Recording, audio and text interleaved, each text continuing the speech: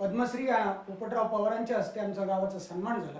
पुण्यालाही बाळेवाडीमध्ये सन्मान झाला आणि तो पाहिल्यानंतर आमच्या महिलांमध्ये उत्साह आला. त्यांनी गटाची स्थापना केली. आता आपण या फार्मर कपच्या माध्यमातून उतरूया आणि जसं पुरुषांनी गावाला पारितोषिक म्हणून दिलं त्या हिरिरीने उतरल्या, सगळ्या एकत्र येऊ लागल्या, विचार झाला, एकत्र बसल्या गेल्या. बियाणांच्या खरेदीपासून शेतीच्या मशागतीपर्यंत, शेतीच्या कामापर्यंत एकत्र येऊन कामं केले जाऊ लागले. बियाणं स्वस्तात खरेदी होऊ लागलं, मशागत स्वस्तात होऊ लागली. परिणामी त्याचं स्वरूप असं झालं, येणारं पीक जे ते नफ्यातलं पीक यायला लागलं. आणि ह्या महिलांनी ज्या वेळेला हे सगळं काम केलं, त्याची मांडणी केली आणि त्याचं प्रेझेंटेशन राज्यस्तरावर ज्या वेळेला केलं, त्यावेळेला आमच्या महिला सुद्धा 5 लाखाच्या बक्षिसाचा पात्र ठरल्या.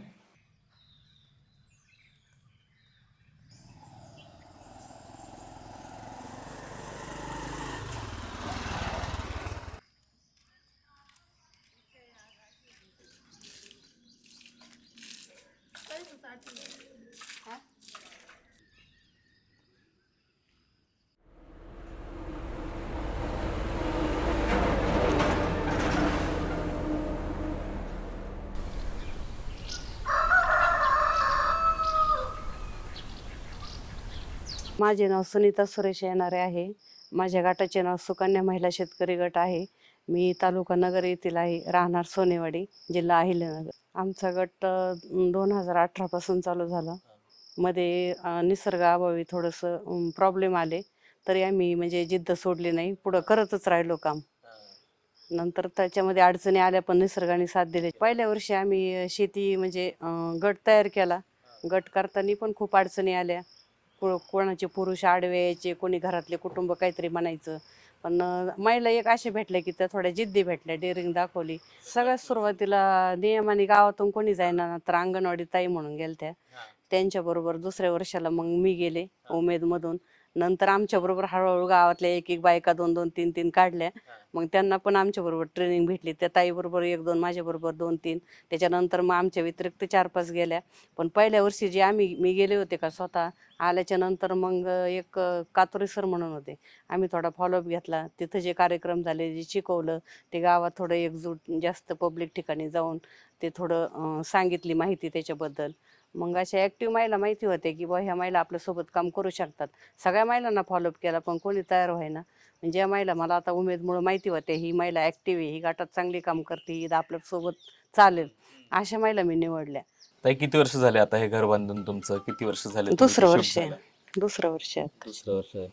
अजून 1 वर्ष नाही पूर्ण झालं शिफ्ट झालेलं. सप्टेंबरमध्ये ओके.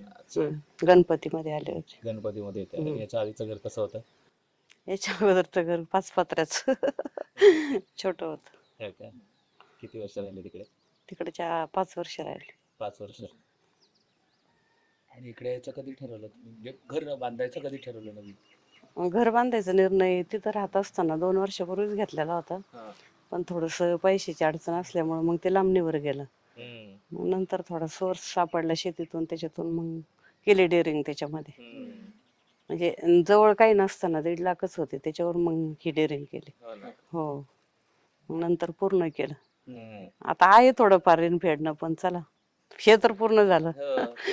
शेत महत्वाचं होतं. आणि आताची पाऊस कशी आहेत, वादळी पाऊस आहे सगळं, त्याच्यामुळे अडचणच येत होती. असं रोज संध्याकाळी असं वादळ वारं, अशी भीती वाटायची. रात्रीचा स्वयंपाक कसा करायचा, कसं जेवायचं, कसं बसायचं, आणि ते थोडी धाकधुकच व्हायची. दिवसभर काम करताना काही नव्हतं वाटत, रात्री यायचं थोडं टेन्शन.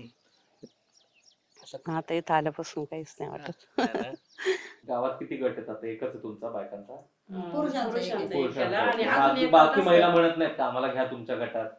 नाही म्हणतात ना. म्हणतात का? मग काय म्हणता तुम्ही त्यांना? काय होतंय, आम्हाला जायचं पुढे स्पर्धेत. त्यांना म्हटलं तुम्ही दुसरी तयारी करा, तुमच्या 10 करा, आम्ही सगळं करू लागू तुम्हाला. सगळं म्हणलं दशपर्णी केलं होतं आम्ही. एक आरती थोड्या ऍक्टिव्हिटीला 1-2 महिला थोड्याशा जीपीआर मध्ये केला होता एक महिलांचा, पण त्यांनी हे केला होता गावातून.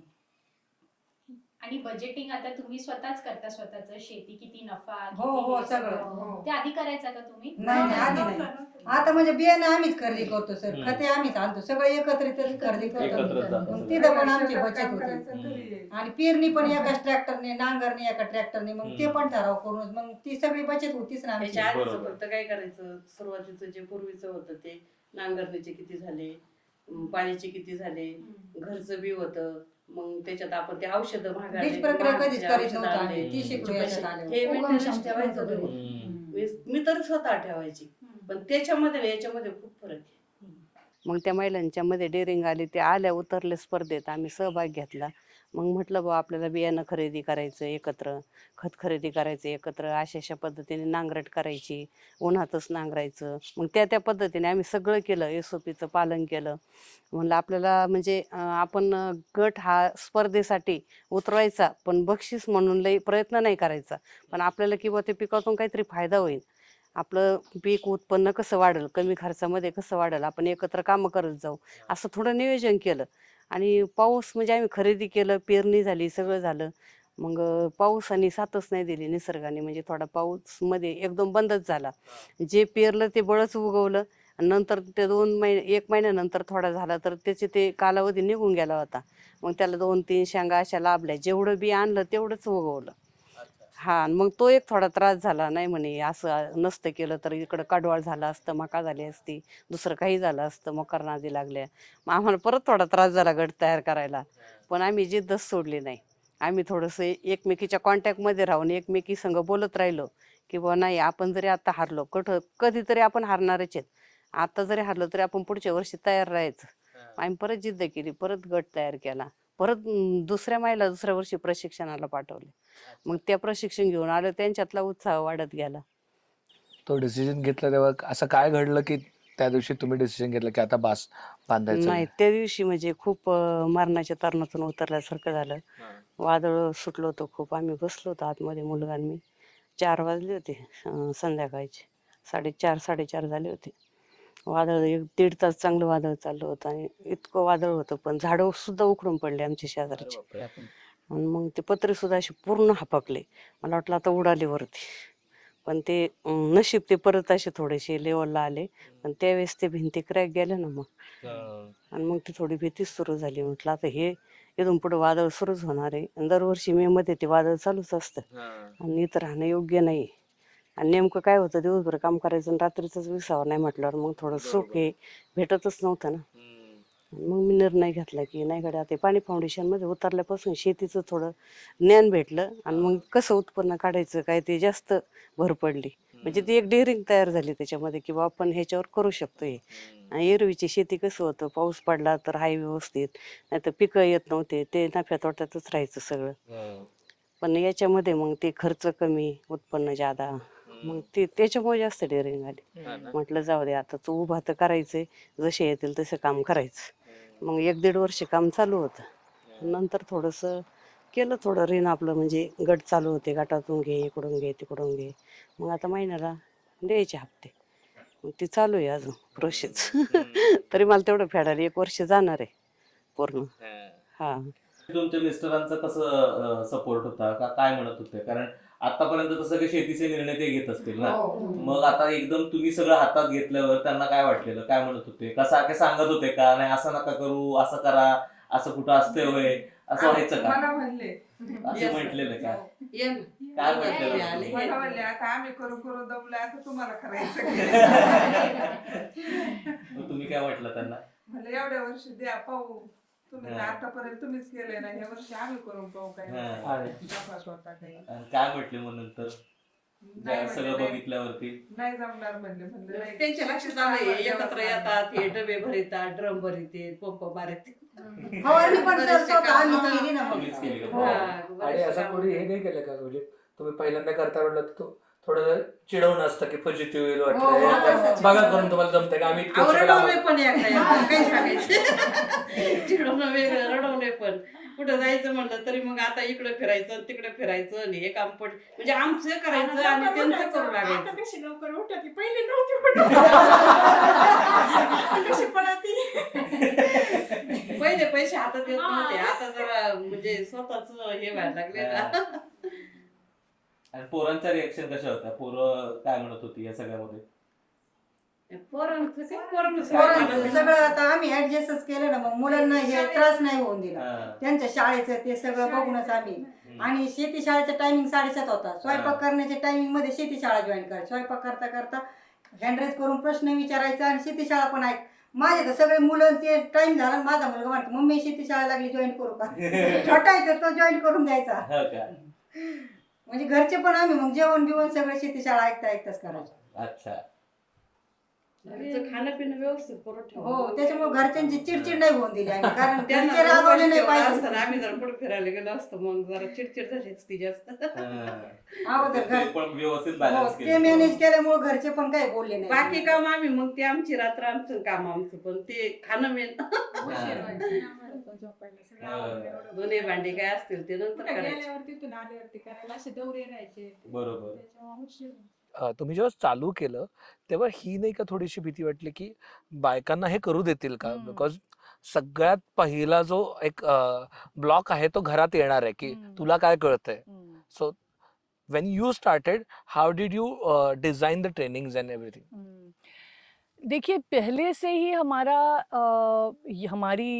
हमारे डिज़ाइन में ये रहा है कि 50% महिलाएं हमारी ट्रेनिंग अटेंड करें। तो हमने जब वाटर कप भी किया था हमने ये प्रस्ताव रखा था कि भाई जब आप ट्रेनिंग में भेजेंगे तो 50% कोशिश करिए कि औरतों को भेजें।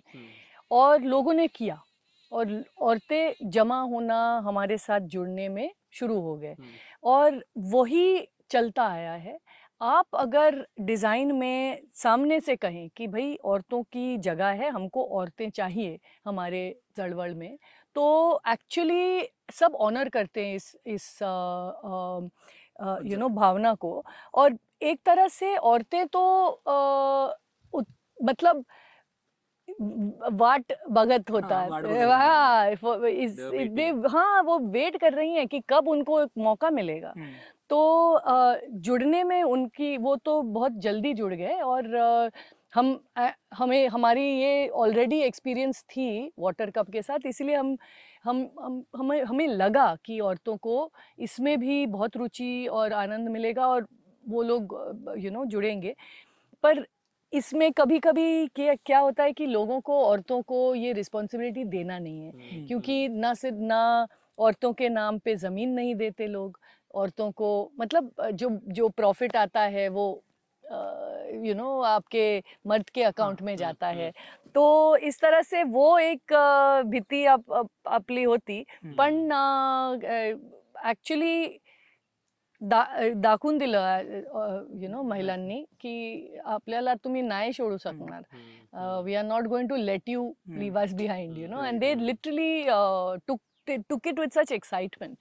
They joined with a lot of excitement. You will see all of them in their beautiful saris, and it's so heartening because you know that when women join something there is true change. There is going to be change whether you like it or not. The old order is going to be shaken up. आता माझं स्वतःचं एकटा एकरीमध्ये जो तोटा म्हणजे नफा झाला ना, आम्ही बियाणं समजा मी स्वतः 1 एकरसाठी 2000 बियाणं घेतलं, खत घेतलं, त्याच्यामध्ये एका बियाणामागे मला 300-400 रुपये नफा भेटला, खतामागे पण 200-300 रुपये नफा भेटला वैयक्तिक एकटीसाठी. आणि सगळ्यांचं मिळून मग ते सगळं बजेटमध्ये 14-15 जणींचा तो खूप नफा भेटला आम्हाला.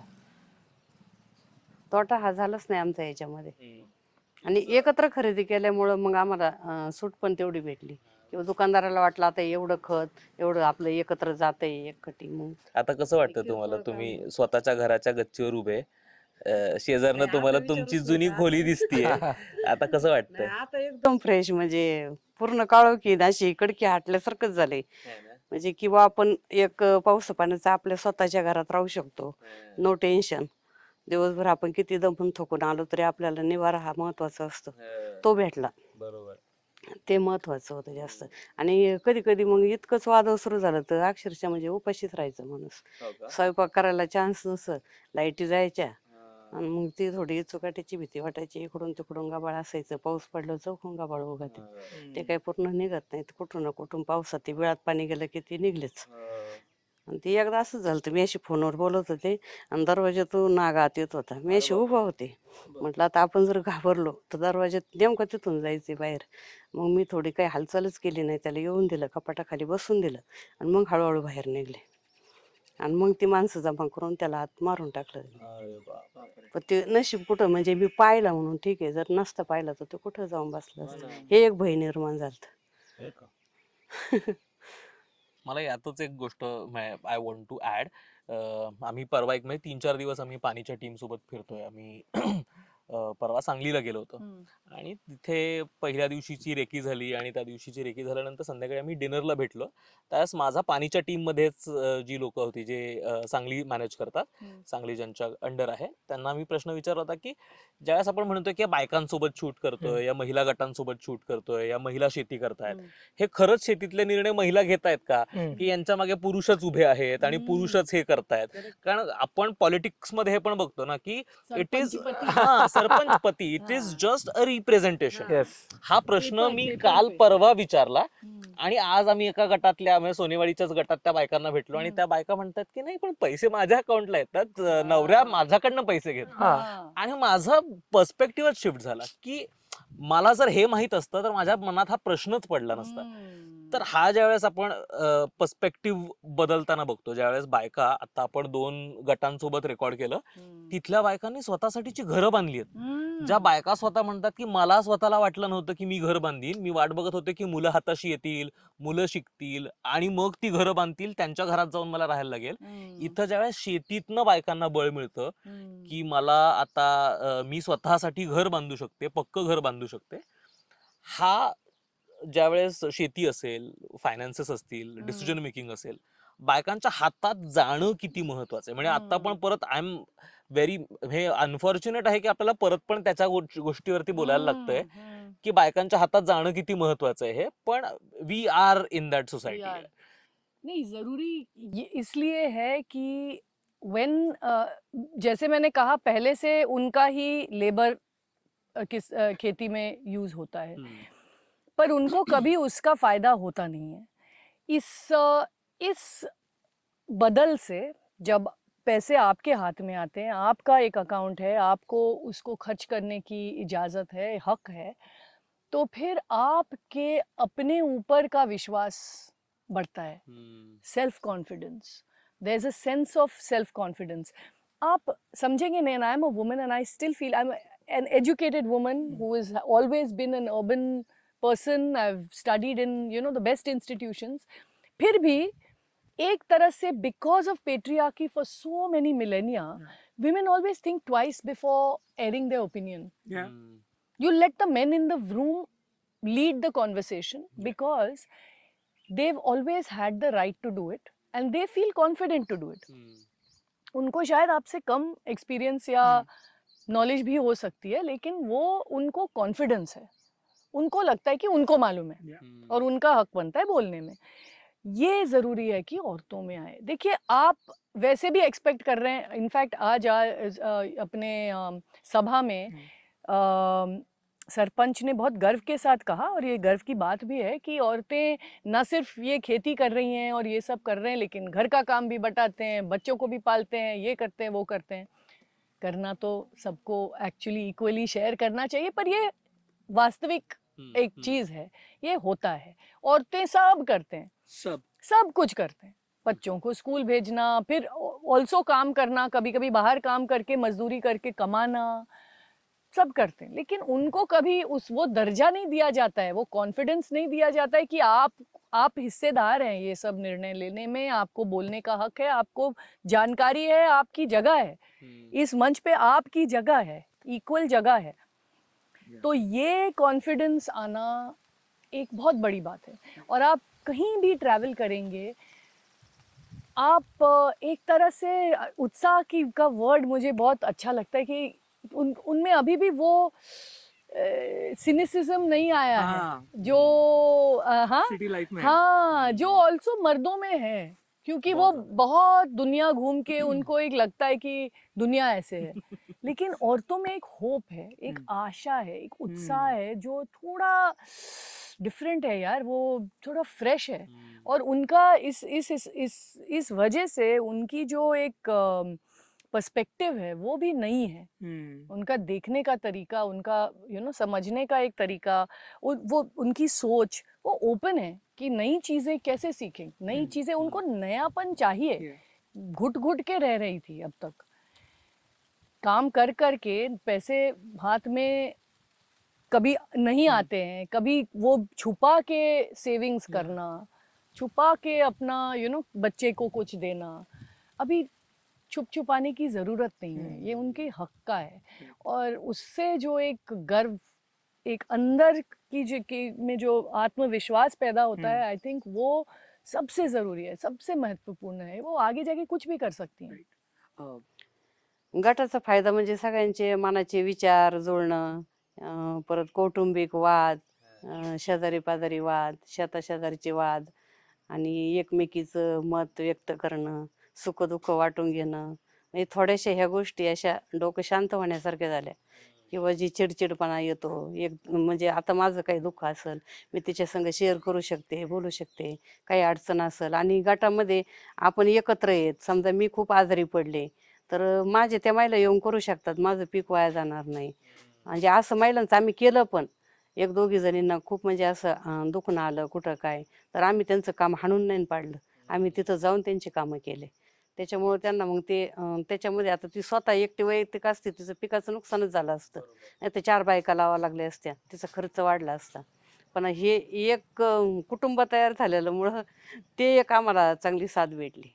पण असं एकत्र आल्यावर कसं 4 दिवसाचं काम एका दिवसात व्हायला लागलं. आम्ही 32 लिटर जीवामृत एका दिवसात केला, परत एवढं 16 एकर क्षेत्र तूर टोकन केलं. पहिलं हे करत नव्हतं आम्ही, हे जीवामृत दशपर्णी काहीच हे काहीच जे नव्हतं. टोकन केलं त्याच्यातून किती पैसे वाचले होते तुमचे?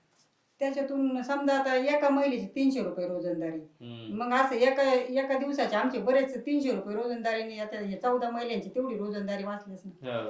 असं इर्जिक मध्ये लय सगळेच काम 3 दिवसात केलं. आता तुम्हाला रोजंदारी लागतच नाही का? नाही.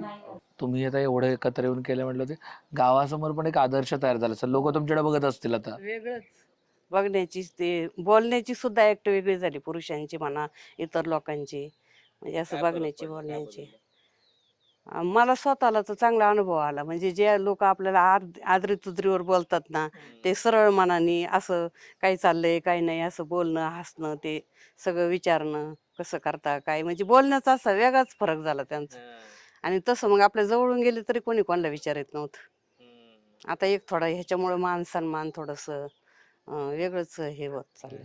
आणि आम्ही आता हे थोडे थोडे छोटे कार्यक्रम असले का, मंदिरात सप्ताह कुठं काय, मग आम्ही सगळ्या महिला एकत्र जाणं, एकसारख्या साड्या घालणं, त्या कार्यक्रमात सहभागी व्हाणं, कुठं पुरुषांच्या हातातल्या बादल्या घेणं, वाढू लागणं, हे बरेचसे कार्यक्रम आम्ही केलेले आहेत. हा, मग त्यांना वाटतं ना हे सहभागी होतात, मग ते थोडंसं वेगळंच शेड्यूल तयार होतं की बा नाही यांच्यामध्ये चांगली डेअरिंग आली. आणि कुठं आता जर त्यांना गरज वाटली, समजा पुरुषांचा ग्रामसभा आहे, मग आता तिथं तर लोक दाखवायचे, मग लगेच आम्हाला कॉन्टॅक्ट करतात, येता का तुम्ही, म्हणजे असं थोडं. आणि आता हे दुधाच्या डेअऱ्या बिऱ्या सगळ्या महिलांच्या ह्याच्यावर झाल्यात, सगळं पेमेंट महिलांच्या नावावर पडायला लागले. हो, ते आता चालू झाले 5-6 महिन्यापासून.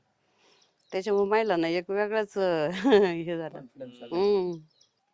एक जनरली एस्पेशली सोशल मीडियावरती किंवा एक ग्लोबल नरेटिव्ह असं असतं ना की वुमेन एम्पॉवरमेंट मध्ये त्याला काउंटर करणार असतं की बायका अजून पण जे शरीराचं काम आहे ते करू शकत नाहीत. पण इथे जर बघितलं तर शेतातलं literally hard core labour work पण बायका करतायत.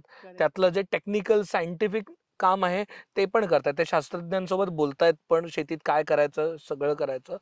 आणि कुठेतरी खऱ्या अर्थानं समानता ह्या आणतात ना, असं वाटतंय का? कारण जे टिपिकल सोशल मीडियावरचं नरेटिव्ह आहे ते खूप टॉप डाऊन अप्रोचनी किंवा एक शहरी अप्रोचनी बघितलेलं नरेटिव्ह आहे. Do you think these women are real ambassadors of empowerment and equality? Absolutely. Thank you. You said it so well. It's absolutely the case. आप जैसे आपने कहा ना, थोड़ा मैं इमोशनल हो रही हूँ, पर बात तो यही है कि equality you kind of its just a word. So many of us, it comes with privilege, it comes with a certain kind of experience, a certain kind of background. But and we talk about equality as if it's something that everybody should have. Of course it's something that everybody should have, but we don't imagine what it actually means on the ground. And these women are proving it every day. This is what equality is, when women are able to take decisions for themselves about their lives, how they can, live their lives, and they are absolutely icons and ambassadors for equality, which all, it's our image of equality is, so, like you said, very urban, this idea. But these women who perhaps have not been to school will be my leader. I want them to lead us. They are our they are our beacons of hope, really. So yeah. काय वाटतं लोकांनी गट शेती करायला पाहिजे का नाही करायला पाहिजे? करायला पाहिजेत.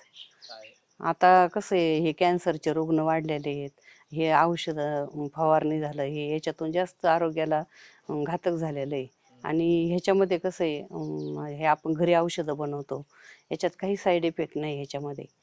कोरोनाचे याचे रुग्ण कॅन्सरचे जास्त वाढल्यामुळं तर हे गट शेती आणि ही शेती केलीच पाहिजेत लोकांनी, सेंद्रिय शेती. आणि आता बघितलं की एका बाईनी चेंज केलं, म्हणजे ती आली, हे केलं, वर्कशॉप केलं, घरी आल्या, अजून 4 बायकांना नेलं, ग्रुप केला, मग त्यांनी शेत केलं, मग अजून 4 ग्रुप तयार झाले.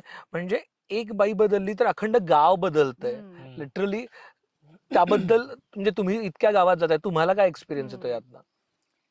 तेच मी सांगितलं होतं ना, मला वाटते वेन आय ट्रॅव्हल्ड की बायकांनी ॲक्च्युली पूर्ण गावात घेऊन पुढे जायचं एक फिलिंग आहे. They want to take everyone with them. हे नाही स्वतःचं गेन हो, माझी फायदा हो, माझं एवढंच नाहीये. एवढंच नाहीये. And I think that's because women have always been like that. They've been nurturers, they've been looking after people. So the whole idea is that सबको होना चाहिए, किसी को पीछे नहीं छोड़ते, I'm sure they have between them, within the guts, they'll have some bhandan. I'm sure they'll have their problems. But the way they also support each other, the stories are so inspiring and so lovely. Somebody can't pay the money, somebody's in financial distress, somebody has health issue, lost a person at home, the way they band together. And that's actually the beauty of Gat Sheti also, कि आप एक तरह से support system बनाते हैं एक दूसरे के लिए. एक you are your own what's the word for it? You are your insurance against climate change, against all the various kinds of problems that agriculture faces, vulnerabilities. ही गोष्ट फक्त मुलगी शिकली प्रगती झाली म्हणण्याची नाही. ही गोष्ट आहे तिच्या हक्काच्या संधीची, तिनं केलेल्या कामाच्या श्रेयाची, आणि आपण ते श्रेय तिला खरंच देतो का याची. एका बाईला संधी कितीही उशिरा मिळाली तरी तो बदल तिच्या पुरता मर्यादित राहत नाही, तो गावागावात पोहोचतो याची.